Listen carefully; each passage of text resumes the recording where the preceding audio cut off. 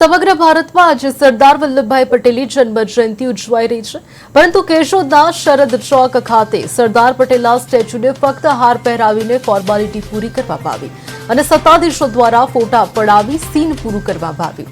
કેશોદ નગર સેવા સદનનું નામ સરદાર ભવન રાખવામાં આવ્યું છે અને મુખ્યમંત્રી ચીમનભાઈ પટેલની હાજરીમાં તારીખ 20/9/1991ના રોજ નગરપાલિકા બિલ્ડિંગનું લોકાર્પણ કરવામાં આવ્યું હતું, જેમાં સરદાર પટેલનું સ્ટેચ્યુ મૂકવામાં આવ્યું હતું। જન્મજયંતિના પ્રસંગે પાટીદાર સમાજના પ્રતિનિધિ દ્વારા નહીં પરંતુ વિવિધ સમાજના લોકો દ્વારા સ્ટેચ્યુના સન્માનમાં ફક્ત એક ફૂલ મૂકવામાં આવ્યું, જ્યારે નગરપાલિકા ખાતે સ્ટેચ્યુની આસપાસ નગરપાલિકાના કેટલાક કર્મચારીઓના અનાદર અને થૂકદાની જેવા વર્તન નોંધાયું। આ મુદ્દે અગાઉ પણ મીડિયાથી આ મામલો જાહેર કરવામાં આવ્યો હતો, પરંતુ સત્તાધીશો દ્વારા કોઈ પગલાં લેવામાં આવ્યા નથી। સ્થાનિક લોકો અને સન્માનિત નાગરિકો માંગ કરી રહ્યા છે કે સરદાર પટેલના સ્ટેચ્યુને યોગ્ય સન્માન સાથે અલગ જગ્યાએ મૂકી ગણપત્રીપૂર્વક કહી શકાય કે સન્માનિત કરવામાં આવવું જોઈએ।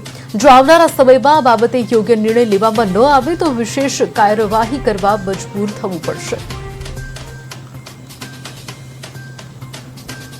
આ ઓપ્શન જે છે ઘણા સમયથી છે, એટલે આનું ક્યાંક ને ક્યાંક આનું નિરાકરણ લાવવું જરૂરી છે અને જો આને સન્માન સાથે બીજી જગ્યાએ બેસાડવામાં નહીં આવે તો અમે ઉગ્રમાં ઉગ્ર આંદોલન કરીશું અને આની અમે યોગ્ય રીતે માંગ પણ કરીએ છીએ। અને તમારી પાસે એટલી જગ્યા નથી કે ત્યાંથી લઈને તમે બીજી જગ્યાએ બેસાડી શકો। શા માટે આવી ગંદકીમાં રાખ્યા છે આપણે?